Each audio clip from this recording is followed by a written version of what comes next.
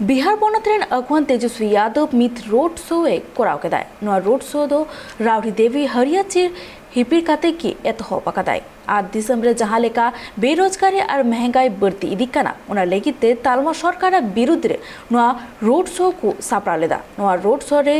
सगुना मोड़ खन गांधी दही हबिते हुइलेना जहां रे गातेल गातेल हर को जारवालेना नोआ रोड शो रे आरजेडी रे मारंग अगवान को सेटलेना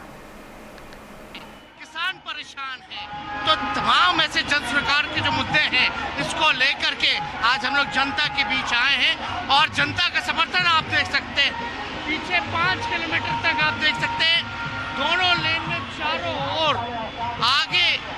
सगुना मोड़ से डाक बंगला तक की हम लोगों का मार्च है, प्रतिरोध मार्च, और इसमें जनता का खासतौर पे नौजवानों का साथ मिल रहा है। इन लोगों ने नौजवानों को, किसानों को छलने का काम किया, ठगने का काम किया है और इसलिए ये जनता की आवाज को सरकार के अधीन, सरकार को एक संदेश जाए कि आपकी नीति गलत है, आपकी राजनीति गलत है। इसलिए आज हम लोगों का ये प्रतिरोध मार्च है ताकि गरीबों को राहत मिले, आम आदमियों को राहत मिले इस महंगाई की मार से।